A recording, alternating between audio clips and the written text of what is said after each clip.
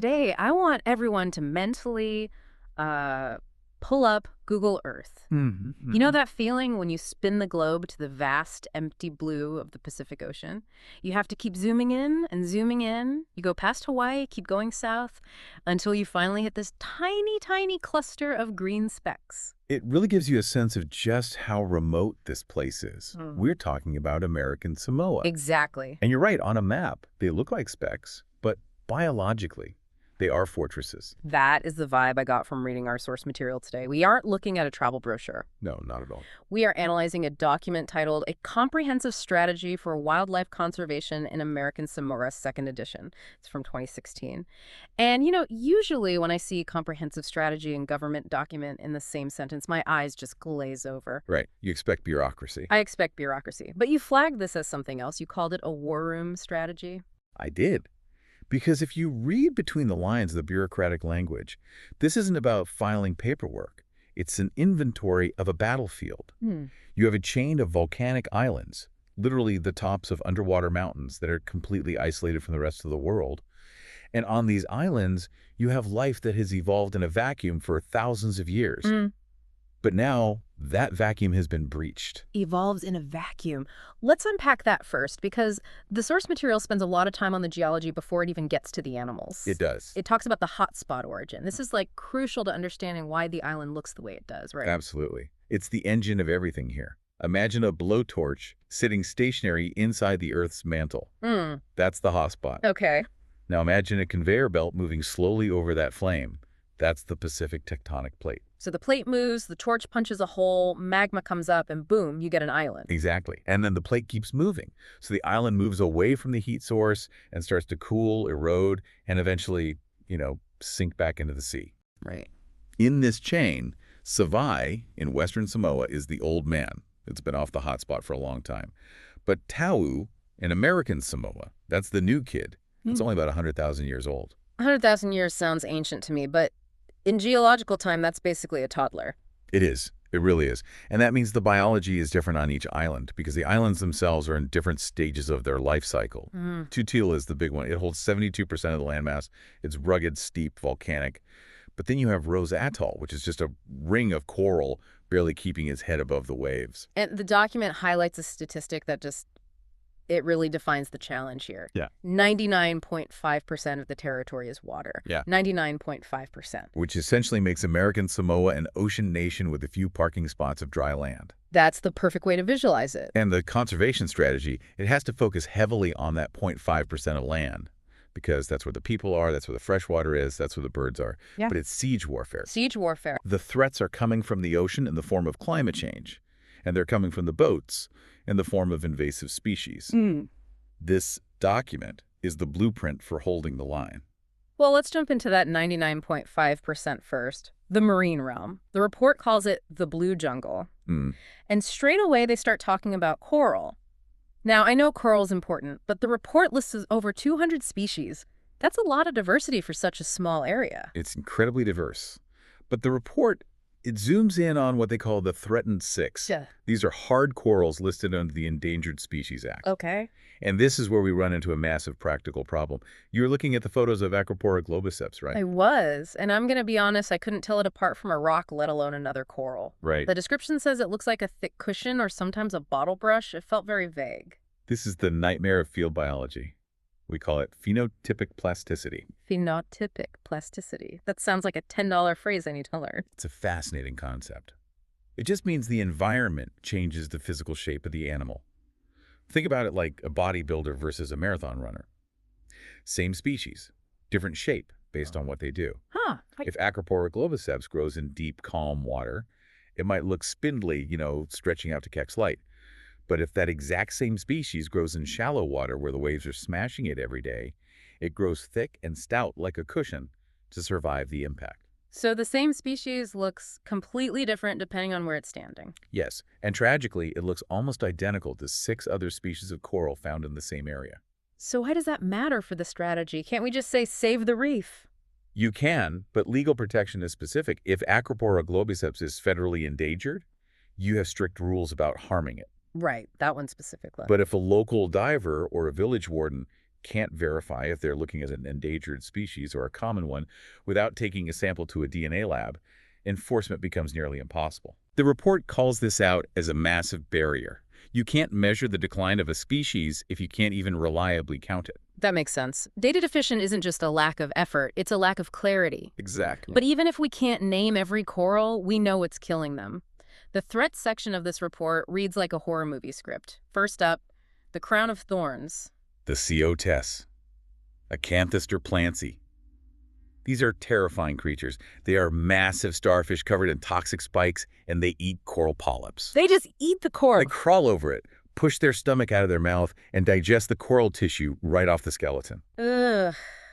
And the report mentions a history of outbreaks. Right. This isn't just there are some starfish here. In 1978 and 1979, there was a massive outbreak that destroyed 90% of the coral in some spots. 90%. 90%. Imagine a forest fire that burns 90% of the trees. That's what happened underwater. And the report notes that these outbreaks are still occurring. It's a boom and bust cycle. Is that natural, or are we causing it? That is the million-dollar question.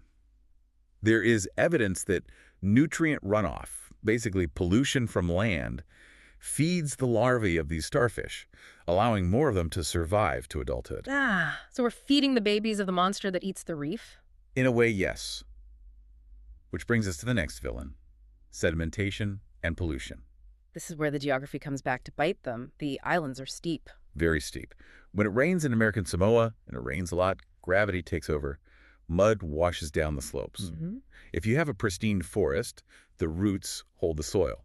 But if you cut down the forest for agriculture or construction, that mud flows straight into the lagoon. And coral needs sunlight. Exactly. The mud smothers the coral, literally choking it. But it's not just mud. The report highlights piggeries. Egg farming. It's culturally and economically vital in Samoa. But pigs produce a lot of waste. And if that waste washes into the streams and then into places like Pago Harbor, you get high levels of nitrogen and phosphorus. Which acts like fertilizer. Ideally, yes. But in the ocean, it fertilizes algae. You get these massive algal blooms that grow faster than the coral, blocking the light and taking up the oxygen. It's a slow suffocation. So you have the starfish eating them, the mud smothering them, the algae choking them, and then you have the heat, climate change. The great unknown variable. The report is very honest about this. They know rising sea temperatures cause bleaching, where the coral expels the algae living inside it and scarves. But they explicitly state there is no formal vulnerability assessment for American Samoa. What does that mean practically? It means they are flying blind regarding resilience. They don't know exactly which reefs are most at risk or which ones might be supercorals that can handle the heat. So they can't prioritize. Right. Without that map, they don't know which areas to put up a fence around, so to speak, for extreme protection. Okay, so the stage, the reef itself is crumbling. Let's talk about the actors on the stage. The fish. The data here was shocking to me. You mean the biomass comparison? Yes. NOAA surveys showing that fish biomass in populated American Samoa is only 50% of the unpopulated Mariana Islands and 20% the remote Pacific Islands. Yeah. 20%. That means if you go to a remote island, you see 5 times as much life swimming around as you do here. It's a staggering decline. And what's really missing are the giants, the large-bodied fish, anything over 50 centimeters. The ones you'd want to catch for dinner. Exactly. Yeah. Fishing typically targets the biggest fish. But biology tells us that the biggest fish are the most important. We call them BOFFFs, big old fat fecund female fish. BOFFFs, that's a real scientific acronym. It is, and it's a great one, because a fish that is twice as big doesn't just lay twice as many eggs, it might lay 10 times as many. Wow. When you remove the large adults, you aren't just taking one fish, you're taking away the future generation's exponential growth. Models suggest human presence in American Samoa has depleted reef fish biomass by anywhere from 21% to 56%. That brings us to the sharks. This is where I really had an aha moment about why overfishing is so hard to bounce back from. I think people assume fish breed like fish. Thousands of eggs, fast growth. But sharks are playing a different game. A completely different game. In ecology, we call this the spectrum between R selection and K selection. Okay, break that down for us. R-selected animals live fast and die young. Think mice, insects, or sardines. They have millions of babies, hoping a few survive. They recover from disasters quickly. Right. Sharks are on the extreme other end, K-selected. They're more like humans, elephants, or whales. They invest high energy into very few offspring, and they take a long time to grow up.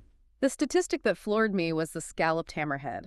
The report says a female doesn't even mature until she is about 15 years old. Think about that. 15 years. That's a teenager. That shark has to survive 15 years of longliners, nets, pollution, and predators before she can contribute a single baby to the next generation. So if you catch a 12-year-old shark, Then biologically, she was a dead end. She consumed resources for a decade, but contributed zero to the future of the species. wow. And it gets worse. Look at the reef manta ray. One pup every 2 to 3 years. That is an incredibly low reproductive rate. It's almost zero margin for error. Yeah. If you have a population of 100 mantas and you fish out 10 breeding adults, you haven't just reduced the population by 10%. You've crashed the reproductive capacity for a generation. They simply cannot breed fast enough to replace what we take. This explains why the sustainable fishing models we use for tuna or snapper just completely fail for sharks. It's why the report lists species like the silky shark and the oceanic whitetip as such high concerns. We're treating them like a renewable resource like corn or fast-growing timber. But they're not. But they're effectively non-renewable on a human timescale. You wipe them out, and they don't come back for 50 years. And speaking of wiping things out, let's talk about the giant grouper, Epinephelus lanceolatus. The king of the reef. This is the largest reef dweller. It can go up to 450 kilograms. That is a massive animal. It's a small car, That's a small car, literally. basically. And they are rare even in pristine waters because top predators are always rare. But in American Samoa, they are caught in the live fish trade. The tragedy is they are often caught as juveniles before they can reproduce. They are basically wiped out before they can even reach that massive size. It's depressing, but the report does shift gears to the invertebrates, and there's some fascinating stuff here about giant clams. The phasua. There are 3 native species: Tridactyna maxima, Tridactyna squamosa, and Hippopus. These are solar-powered animals. Solar-powered clams, I love that. They really are. They have photosynthetic algae in their mantle, just like corals. They open up their shells to the sun to feed. So they need clean water? This means they rely on clear water. If the water gets muddy from that sediment we talked about earlier, they starve. And they are also delicious, which doesn't help. No, it doesn't. They are highly exploited for food. And then you have the sea cucumbers, The vacuum cleaners of the sea. vital for reef health. They clean the sand, recycling nutrients.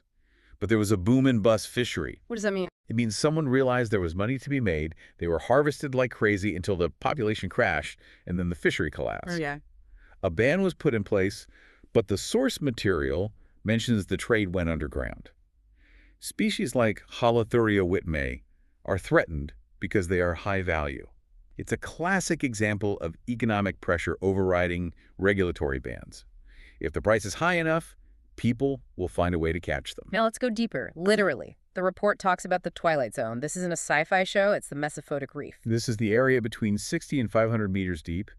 It's too deep for standard scuba, but not the pitch-black abyssal plain. It's a low-light environment. And this is where the Edeline snappers live. The ruby snapper, the flame snapper. The deep-water bottom fish. These are the bright red fish that often end up on the plate at the Fall of Lav, the big family events. Right.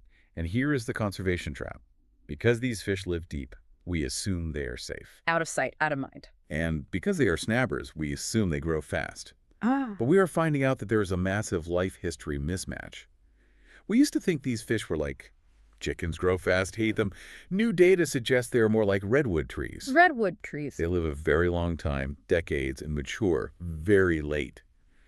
We're catching fish that might be 40 or 50 years old. So it's the shark problem again, just deeper underwater. It is. We are treating them like a renewable resource that replenishes yearly.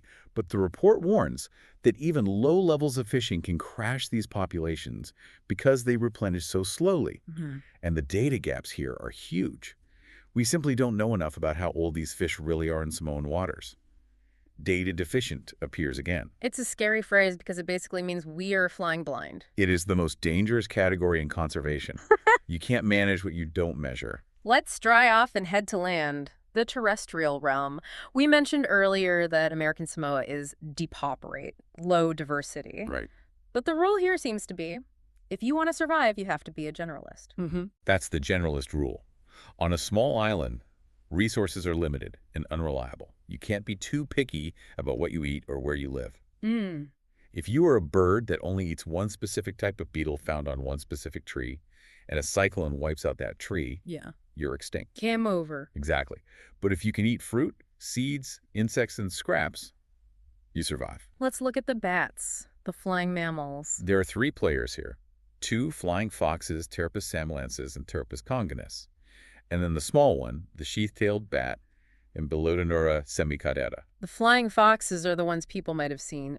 Big fruit-eating bats. They are crucial. They are the gardeners of the forest. They are the primary pollinators and seed dispersers for the rainforest trees. How does that work? They fly long distances, eat fruit, and poop out the seeds. Without them, the forest structure would collapse because the trees wouldn't be able to spread. But the sheath-tailed bat? That is a tragedy in progress. It is.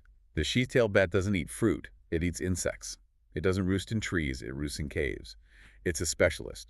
Okay, and the 2016 report lists it as endangered and possibly extinct in the territory. Possibly extinct. That hits hard. It does. It's the highest priority for action. But how do you save something you can't find? Yeah. It's a reminder of how fragile these island populations are. It might already be gone, and we just haven't confirmed it yet. And the birds tell a similar story. The report mentions the avifauna. American Samoa is part of an endemic bird area. The Samoan archipelago has 11 endemic species. 11 species found nowhere else. That's right. I love the names here. The lupe, the Pacific imperial pigeon. This guy seems to be the ultimate generalist. The lupe is a tank. It eats 29 different plant species. That makes it resilient. It connects the forest patches. It can survive near villages, deep in the crater, anywhere. But then you have the tuaimio, the shy ground dove. The tuaimio is the heartbreaking counterexample. It lives on the forest floor. It's cryptic. Doesn't fly well. And being a bird that walks on the ground seems like a terrible strategy when humans introduce rats and cats. It is a fatal strategy. The report mentions that on the islands of Ofu and Olusegun, the population is critical. They conducted a study and only managed to capture 17 individuals. 17? You could fit the whole population in a minibus. Probably. It's functional extinction. The genetic pool is so small that recovery is incredibly difficult. And what about this other one, the spotless creek? It's another cryptic bird found in high elevations, like Mount Lata. Why high elevations? Likely because that's the only place left where the predators aren't swarming. But the report notes that rats are moving up the mountains. As the climate warms, or as humans push further in, the rats go higher. They are chasing these ground nesters to the very peaks. There was an interesting note about genetics in the bird section that I think is really important for the why does this matter question. Yes, DNA studies are showing that Samoan birds are genetically distinct lineages. They aren't just the same birds found in Fiji or Tonga. They have been isolated long enough to be their own unique things. This implies they need their own taxonomic status. So if we lose the manuma, many-colored fruit dove here, we aren't just losing a local branch of a franchise. We're losing the only store in existence. Exactly. If they're unique species, their conservation value goes way up, and the tragedy of losing them becomes absolute. Let's talk about the creepy crawlies. The invertebrates. You mentioned a $25 crab. The coconut crab, Burgess latro. This is the largest terrestrial arthropod in the world. It looks like something from a prehistoric era. It can crack a coconut with its claws. And apparently it's delicious. That's its downfall. They're highly prized for food. They fetch about $25 each. Because of that, they are rare in American Samoa due to overharvesting. So it's the same story. And biologically, they are slow-growing and long-lived. It's the same slow lane problem as the sharks. You eat the big ones, and the population can't recover. And then there's the snail saga. This felt like a cautionary tale about human intervention. It is the classic blunder. American Samoa has high endemism in land snails. About 42 of 58 species are unique to the archipelago. Wow. But then humans introduced the African giant snail, which became a pest for crops. Okay, so a problem. So, to solve the snail problem, they introduced the cannibal snail, Euglandina rosea. You're kidding me. The name says it all. The idea was it would eat the pest snails. Instead, it decided it preferred the native snails. Of course it did. Now, the cannibal snail is a major villain driving native species toward extinction. And the report warns of a new threat, the predatory flatworm, which could be even worse. It's like the nursery rhyme about the old woman who swallowed the fly. We keep introducing things to fix the previous mistake, and it just gets worse. It emphasizes why biosecurity, preventing these things from arriving in the first place, is the most cost-effective conservation strategy. Right. Once they are here, it's almost impossible to get them out. This brings us to the stage itself. the habitat. We talked about the animals, but where are they living? The vegetation ranges from cloud forests on mountaintops to the littoral strands on the beaches. Yeah. The good news, and there is some good news, is that the rainforest on steep slopes is surprisingly intact. About 40% of the land is on a slope greater than 30 degrees. So it's too steep to build a Walmart on. Exactly.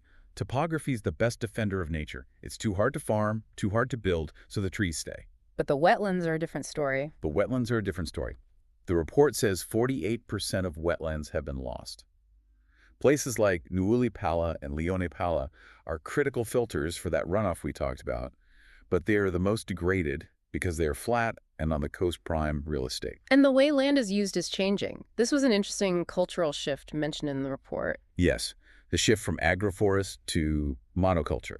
Traditional Samoan farming was mixed. You'd have breadfruit, coconut, bananas all mixed together. Right. It creates a canopy, it supports wildlife. It's messy, but biologically rich. I know. Now there is a move toward intensive monoculture, plots of just taro or just vegetables. The report calls them biological deserts. You remove the canopy, you expose the soil, plus the traditional fallow cycle is breaking down. Explain the fallow cycle. Traditionally, you farm a plot for a few years, then you leave it alone for years to let the forest grow back and the soil recover. That's the fallow period. But with economic pressure, people are farming the same land continuously. The soil gets exhausted, nutrients are stripped, and the wildlife has nowhere to go. But there is a high-tech bright spot here. LiDAR. Light detection and ranging, it's a game changer. How does it work? Think of it like sonar, but with light. They fly an aircraft over the island and shoot laser pulses at the ground. It can see through the gaps in the trees to map the ground, but it also maps the trees themselves. So instead of a flat map that just says forest, you get a 3D model. Exactly. You get the height of the trees, the density of the canopy. It helped them move from vague maps to a detailed 3D model completed in 2017. And what do you do with that? This helps them find the specific habitats that rare birds like the spotless crake actually need. You can find the needle in the haystack without having to hike every square inch of the mountain. But even with high-tech maps, you have the invaders. We mentioned the cannibal snail, but the report lists the usual suspects. Rats, feral pigs, and the cane toad. But the ants are the sleeper threat. The tropical fire ant and the yellow crazy ant. Yellow crazy ant. Anovolepis gracilipes. They move in a frantic, erratic way, hence the name. But they are destructive. They can form super colonies that blanket the forest floor. They kill crabs, insects, and even attack nesting birds. They alter the chemistry of the soil. And on Swain's Island, there's a specific problem with cats. Let me guess. Introduced to control rats. Bingo! And now they threaten ground-nesting seabirds. It's the same story everywhere. So we have the threats, we have the victims, and we have the complications. What is the strategy? How do you save this ark? The strategy is comprehensive, but it relies on one core concept: ridge to reef. Connecting the dots. You cannot manage the coral reef if you ignore the pig farm on the mountain. Everything flows downhill. Yeah. If you save the forest, you save the soil. If you save the soil, you save the lagoon. If you save the lagoon, you save the fish. It's all one system. And it has to be culturally integrated. The report is very clear. Conservation cannot work without the Matai. This is vital. The Matai are the village chiefs. In American Samoa, the land tenure system is communal. Okay. The village councils control the land and the coastal waters. You can pass a federal law in an office in D.C. or even in Pago Pago, but if the village council doesn't buy in, it won't work. So conservationists have to be diplomatic. The animal partners. The report also identifies the church as a major stakeholder for outreach. If you want to reach the people, you go where the people are. And you have to understand Fala Valave. The cultural events. Funerals, weddings, title bestowals. Right. These events require massive amounts of food to show respect and generosity. Pigs, fish, taro. So you can't just ban it. You can't just ban fishing for a species if that species is essential for a Fala Valave. You have to manage it. You have to work with the community to say, if we want to have fish for the next chief's title ceremony in 10 years, we need to stop fishing them for 2 years now. So what are the specific action items? What is the to-do list for the next decade? First, biosecurity. You have to stop the brown tree snake. It destroyed the birds on Guam. It must not reach American Samoa. Right. And you have to stop the cane toad from jumping islands. It's on Tutuila, but not the Manio Islands. Keep the bad guys out. Second, restoration. Coral nurseries. They are growing fragments of coral in calm waters to replant damaged reefs and giant clam hatcheries. You can grow them in a tank, you can restock the reef and take pressure off the wild population. Third, Data. We need to close the gaps. We don't know enough about the deep water fish or the rare skinks. We need to map which reefs are surviving the heat to protect those specific supercorals. it sounds like a race against time. It is. The intro to the show mentioned the island arc. That's really what this is. American Samoa is a vessel carrying a unique cargo of life. Yeah. The strategy is about patching the holes in the hull before it sinks. So for the listener tuning in, why should they care? Why does a snail in Samoa or a crab that costs $25 matter to someone in New York or London? Because island ecosystems are the canaries in the coal mine. Islands are microcosms. What is happening there? Invasive species, overexploitation, climate impact is happening everywhere. It's just happening faster and more obviously on an island because there's nowhere to run. Right. If we can't solve it there, it bodes poorly for the rest of the planet. It's a test case for global survival. And it's also about resilience. The Samoan people have lived there for 3,000 years. They've weathered cyclones and tsunamis. This strategy tries to marry that cultural resilience with modern science. I want to end with a thought from the report that stuck with me. The concept of shifting baselines. This is a profound and terrifying concept. It's the idea that every generation accepts the world they are born into as normal. Explain that. A fisherman today goes out and catches 5 fish. He thinks, hey, good day, I caught dinner. He is happy. Yeah. He doesn't know, because he wasn't there, that his grandfather would have caught 50 fish in that same spot in an hour. Wow. To the grandfather, 5 fish would be a catastrophe. To the grandson, it's normal. We forget what healthy looks like. We lower our standards. We accept a degraded world because we don't remember the abundance. We think the reefs are supposed to be dead or the forests are supposed to be silent. The only way to see the truth and to fight for a better future is through the data. That's why this document, this deep dive into the numbers, matters. The data acts as our collective memory. It tells us what we have lost, so we know what to fight to get back. That is a powerful place to leave it. The data is our memory. Thank you for guiding us through the blueprint. My pleasure. And to our listeners, next time you look at a map and see those tiny dots in the Pacific, remember, there is a war for survival happening there, and the plan to win it is in place. It just needs to be executed. Thanks for listening to The Deep Dive.